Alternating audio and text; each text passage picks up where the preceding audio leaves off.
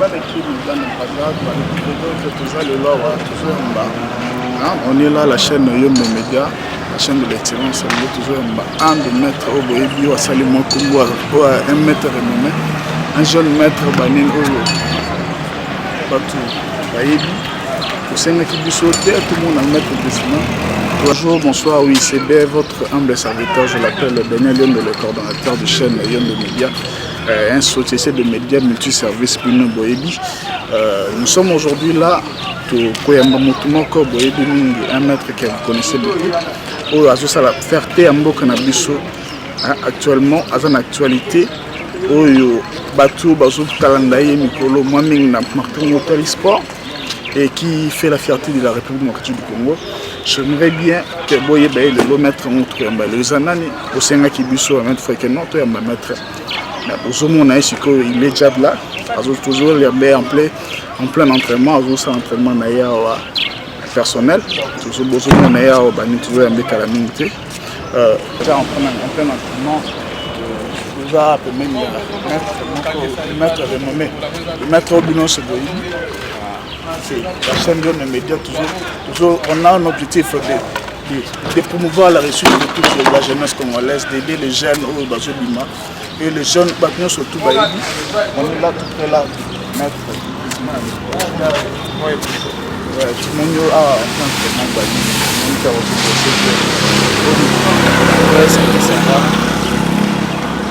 sinon, on se prépare le championnat Ligue. Championnat Ligue, la même chose, la scène qui est au Minga, maître Griezmann. Partout, on suit en Afrique du Sud, en Europe, partout. Maître Griezmann, le maître j'aime. Pour avoir ça la fierté à Mboka de Bissau. Le lobe à titre belé. On est là avec lui en pleine émission, avec la chaîne YouTube que vous connaissez beaucoup, que vous aimez tous suivre, Yombe Media. Maître Griezmann, pour commencer, je voudrais bien connaître un peu partout on a eu ça.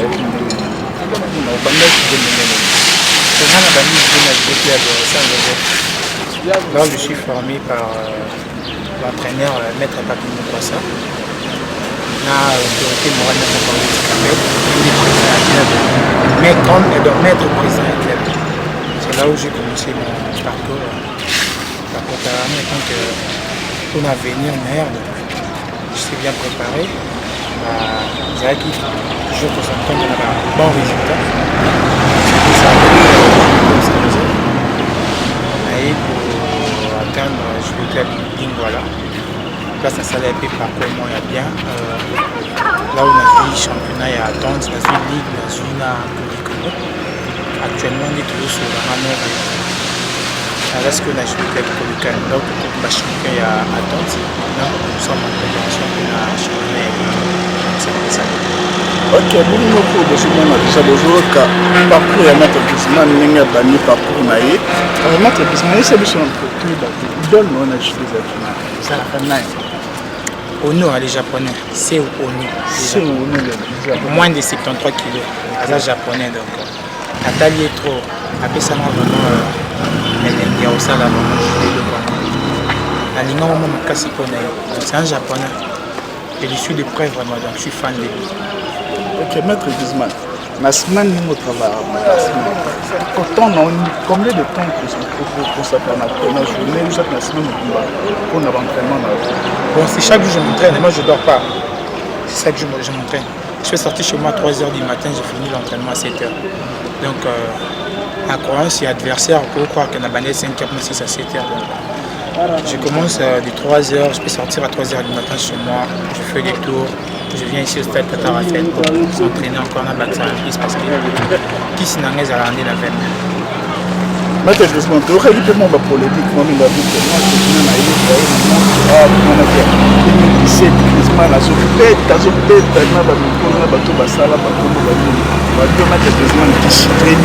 que réellement, Maître Griezmann, tu as moi, tu ouais, Bilo Kezali. Moi je dirais Bilo Kezali. Les gens doivent toujours continuer à croire en fétiche dans les entraînements. Ouais, donc lorsque je m'entraîne, je me sens que mon combat est comme facile pour moi. lorsque je suis devant l'adversaire, je suis sûr que 10 secondes parce que je suis sûr de moi, si on a un entraînement au Nazana. Donc, fétiche, on a vraiment un entraînement, ma casse, on a pas si pour vaincre. Ok, merci. Maître Griezmann, question de chose là. Comment est-ce que Gérard combat au combat derby? Pour sentir que le combat est top d'année après le combat. Il est banni pour BTP. Comment est-ce que Gérard va combat? Donc vraiment, je dirais dans un matin en tant qu'adversaire. Il y a quand même le combat qui se passe en tant qu'adversaire qui est à haute opportunité. Le combat derby, moi je dis, je suis l'homme du défi. Je suis là pour défier le bloc comme il y a bon. Lorsque je vois un derby, le derby, moi je gagner. Donc c'est un peu ça. Lorsque je monte sur le tapis, je me dis que non, la victoire ou rien. C'est un peu ça. Maître Griezmann, tu vas tout bazolanda biso bayebape. Toki wazana zalani. Bon, on a Toki wazana ngeza au gauche. Au fur et à mesure, nous avons multiplié au gauche, au Shimata, au Shirina qui est debout. Donc, il y a des images que vous allez voir que Maître Griezmann a développé. On a combat qui a gagné au Shirina qui est debout, à Brazzaville, on a gagné au Shimata. Donc, c'est un peu ça. Maître Griezmann, depuis la carrière, combien de titres, combien de médailles? J'ai plusieurs médailles. J'ai gagné au niveau national, j'ai 2 médailles. Or, moi, on a bronze, on a bronze. À Brazzaville, on a tous la médaille d'or. Donc, au mois de novembre, on a tous la médaille d'or à Brazzaville, à tournoi des Galas, première édition. Je crois que Maître Paolo Di Capello au départ, on a eu le massif. C'est là qu'il m'a dit. Bon, je ne m'attendais pas à ça, j'étais surpris. Après, année meilleure dans l'AI, je suis sollicité au moins à 15 clubs que j'étais sollicité. Je n'avais même pas beaucoup d'appels. Je suis juste un dirigeant. Et le jour où il s'est prêt à aucun transfert. Bon, il s'allait bien, en même temps, il s'allait pas si petit qu'à Ndako Yozalaka. Avec Fona Misampina Mbanda. Il a vu la réalité de l'analyse à la canalisation. Pote, ma partenaire, maître Yali Mwala, maître Saïd, là où je suis Saïd. Il y a qui m'a bien, il y a pas possible. Il y a un collègue qui m'a tout ça qui n'a pas moi, Capitaine Mikidar, Chabani, maître Grégory, Béni Matonta. On était vraiment tous même moral, il y a bien. Ndé Nazaki Nanda Kunanga H2 Club Saint-Joseph pour mettre à parole. Pareil, Ndé Nazaki vraiment pour moi. Moi, j'aime l'appeler l'international Griezmann. Il est là devant moi.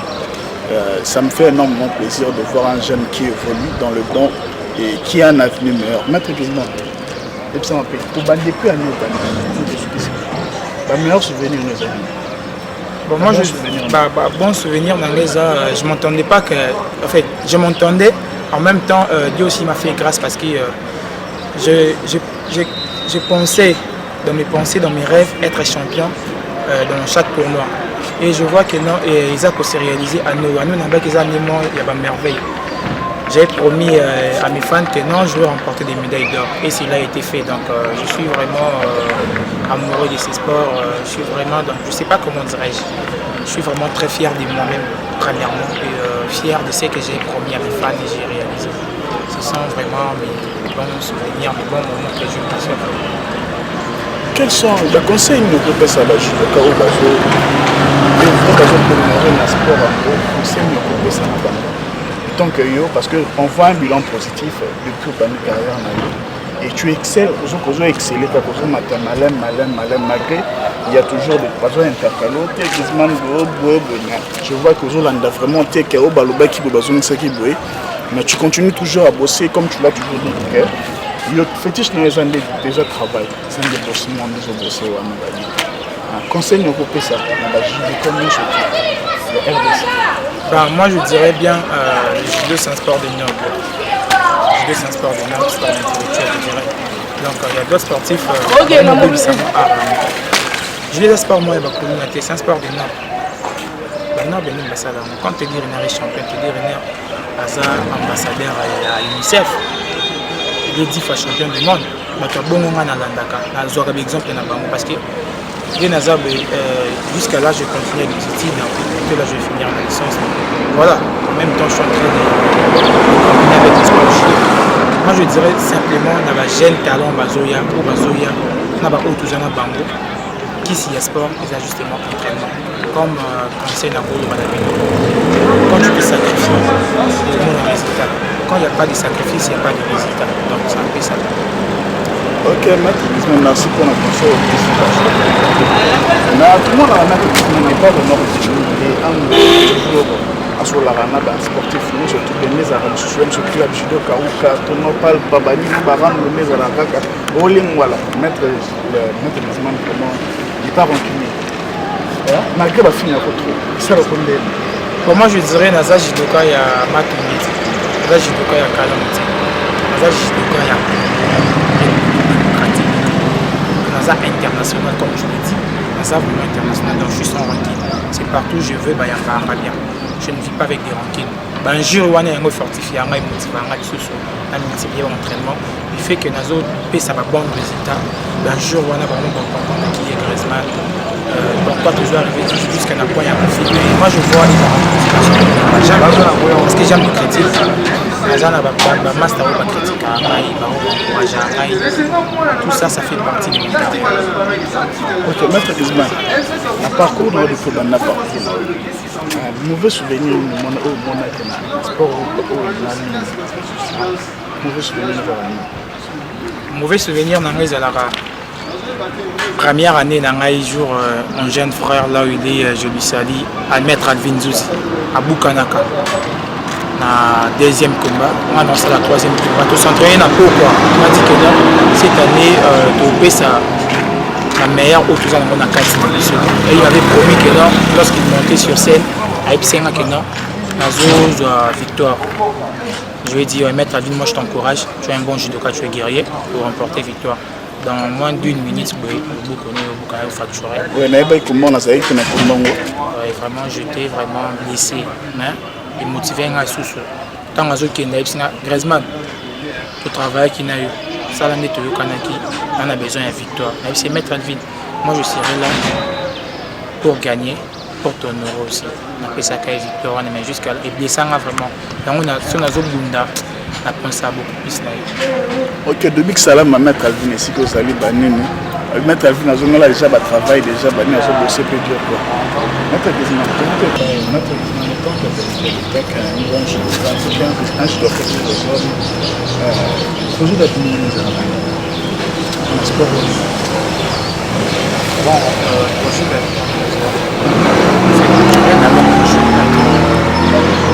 parmi les membres de la fédération avancé là j'aurais plus pour remporter ma médaille au niveau international genre il y a toujours dans Brazzaville on arrive à un jour dans un championnat J francophonie il y a Jeux olympiques championnat d'Afrique les championnats du monde on arrive dans ma depuis Obama carrément comment vraiment vous avez continué la Ligue ali mishibe bikincha sasa bali kombani na communication côté de awa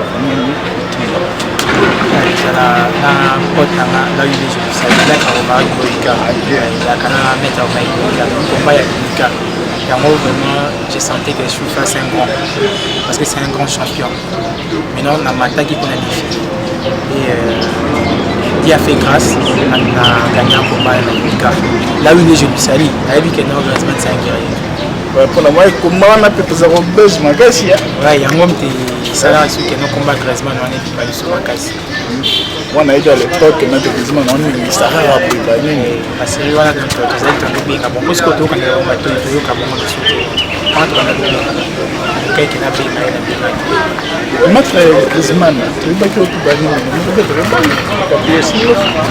ouais na petit bal na Sporting Club na masse na Marlon le quoi à Lison KBG petit ballon tout ça vraiment belé ba Joël Mwaka là où il est je lui salue petit ma ballon voilà moi tout petit kalaté na zaki na Rangers non masse na Medine de Moudia na Rangers Dieu n'a pas voulu chance c'est sauvé na voilà toujours na Sporting Bongo kombani oyo sala ko passe kombo ko ba yebo nobo parce que je n'ai pas kombani parce que moi un peu banni moi je suis un sportif je dois pas banni on ba kombani ko so yo na banni so na de fait no sala passe ah combat na zone de fait que na mettre pour Chala on appelle souvent que c'est la finale il y a comptais vraiment arracher le titre. Voilà, parce que je n'ai jamais perdu en finale. Les équipes premières de fait. Ça les m'a passé la finale. Les équipes premières de fait. Maintenant, mettre les dirigeants. Bon, c'est aussi un jeu expérimenté et motivé à des sous. Je sais déranger, mais motivé à finir multiplier sur l'entraînement pour la prochaine compétition. Voilà. Ça fait ça pour moi, moi stressant. Ils ont mis ça dans ma panier parce que je vais mettre un casse. Je vais soutenir l'artiste tout jeune d'Afrique. Je vais soutenir malgré Bazonga dessus. Je vais motiver. Le Big Salam, maître Tchanché, le maître boss. En direct de Maître Soda Mobutu. Et on va une émission dans le bac et on va les médias, on est là. Oui, Maître Soda Mobutu. On a PRP. Je lui salue là où il est, Maître Tchanché. Il est Maître Bouli. Pour lui, il y a MMA actuellement en Afrique ici. Là où il est, c'est un guerrier. MMA en Afrique du Sud, Maître Bouli, Maître Soda Mobutu, pour nous travail bossement dur de Big Salam, en mon coordonnateur privé. Quentin Yondo, sans oublier Yann Yondo. Ah, on est toujours là, on est là avec notre maître, toujours discuter Naïa ou Atouzanaï. Il était en plein entraînement, je voulais surprendre Naïa. Je vous laisse suivre un peu Bolanda Baistri, maître Griezmann, bêta à la seconde, soit côté Belé Lira, waouh, il peut. La vie est côté, il peut. Voilà mes armes. Moi, il a spécialité parce que mon papa il est là pour moi, c'est un manager pour moi, Simon Bongo, là où je suis Big Salam. Donc papa manager, il est ça, tout ça, donc au monde on a vraiment tout ça avant pour ma coach, ma père, tout ça, fait les cabouilles. Donc il est capé quand il est tout sur là. On a besoin de ça là, bien. Natiki bino bolanda. Pour bon monde nan ba bile longo banini. Ba ipon. Ah, bolanda ko.